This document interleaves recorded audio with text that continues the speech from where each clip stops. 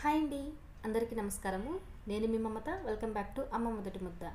ఇవాల్టి స్పెషల్ పూరి, చపాతీ, రోటీ, నాన్ ఇలా ఎందులోకైనా అదిరిపోయే అలసందల కూర చేసి చూపిస్తాను. చేసుకోవడం చాలా ఈజీ, చాలా టేస్టీగా ఉంటుంది. సింపుల్ ప్రాసెస్, టేస్ట్ అయితే అద్భుతంగా ఉంటుంది. తప్పకుండా ట్రై చేయండి. ముందుగా నైట్ అంతా నానబెట్టి పెట్టుకున్న 1 కప్పు అలసందలు వేసుకోవాలి. ఇవి తెల్ల అలసందలు, మీరు ఎర్రవైనా తీసుకోవచ్చు. కంపల్సరిగా నైట్ అంతా నానబెట్టి పెట్టుకోవాలి. అప్పుడే మనకి పప్పులు అనేవి మెత్తగా ఉడుకుతాయి. ఇప్పుడు ఇందులోకి టేస్ట్కి తగినంత సాల్ట్, 1/2 టీ స్పూన్ పసుపు, 1 టీ స్పూన్ ఆయిల్ వేసుకోవాలి. 1 కప్పు మనం అలసందలు తీసుకున్నాం కాబట్టి 3 కప్పుల నీళ్లు పోసుకుంటే మనకి మెత్తగా ఉడుకుతుంది. కొద్దిగా వాటర్ కూడా మిగులుతాయి. కుక్కర్ మూత పెట్టుకొని హై ఫ్లేమ్లో 5 విజిల్స్ వచ్చేంత వరకు ఉడికించుకోవాలి.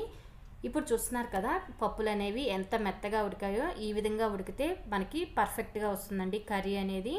చూస్తున్నారు కదా, ప్రతి ఒక్కటి బాగా ఉడికిపోయింది. ఇప్పుడు దీన్ని పక్కన పెట్టుకొని స్టవ్ మీద కడాయి పెట్టుకొని అందులోకి 1/2 టేబుల్ స్పూన్ ఆయిల్ వేసుకొని హీట్ చేసుకోవాలి. ఆయిల్ హీట్ అయ్యాక 2 లవంగాలు, 1 చిన్న దాల్చిన చెక్క, 1 యాలక్కాయ వేసుకోవాలి. అలాగే 1 బిర్యానీ ఆకు వేసుకొని 1 టీ స్పూన్ జీలకర్ర వేసి ఫ్రై చేసుకోవాలి.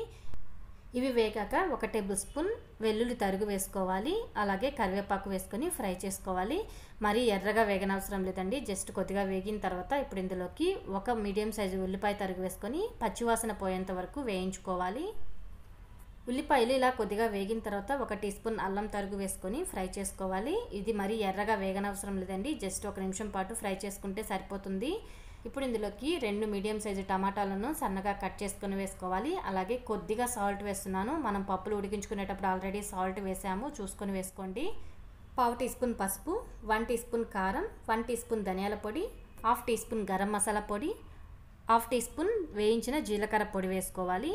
ఇవన్నీ వేసుకొని మొత్తం బాగా కలుపుకొని టమాటాలు మెత్తగా అయిపోయేంత వరకు ఉడికించుకోవాలి.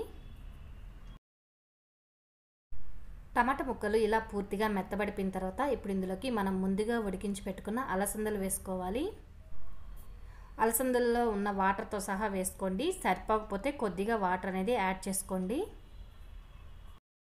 నీళ్ళని యాడ్ చేసుకున్న తర్వాత ఒకసారి బాగా కలుపుకొని మంటని హై ఫ్లేమ్లో పెట్టుకొని 5 నుంచి 6 నిమిషాల పాటు ఉడికించుకోవాలి. ఇలా 5 నిమిషాలు ఉడికించుకున్న తర్వాత మనము పప్పు గుత్తితో కానీ లేదా గరిటతో కానీ లేదా పొటాటో మ్యాషర్తో కానీ ఇలా 25% మెదుపుకోవాలండి. అప్పుడే మనకి గ్రేవీ అనేది థిక్గా వస్తుంది. అంతా మెదపట్లేదు, జస్ట్ కొద్దిగా మాత్రమే మెదుపుతున్నాను. మీకు ఈ స్టేజ్లో కూర మరీ థిక్గా అనిపిస్తే మరి కొద్దిగా వాటర్ అనేది యాడ్ చేసుకోవచ్చు. ఇలా మొత్తం ఒకసారి బాగా కలుపుకొని మరొక 5 నిమిషాల పాటు ఉడికించుకోవాలి. 5 నిమిషాలకి మనకి గ్రేవీ అనేది చాలా థిక్గా అయిపోతుంది. మరీ థిక్గా ఉండకూడదండి, కొద్దిగా లూజ్గానే ఉండాలి. స్టవ్ ఆఫ్ చేసే ముందుగా కొద్దిగా కొత్తిమీర చల్లుకోవాలి. అలాగే స్టవ్ ఆఫ్ చేసిన తర్వాత 1/2 చెక్క నిమ్మరసం పిండుకొని మరొకసారి బాగా కలుపుకొని వేడి వేడి పూరీతో కానీ రోటీతో కానీ చపాతీతో కానీ సర్వ్ చేసుకుంటే చాలా చాలా టేస్టీగా ఉంటుంది.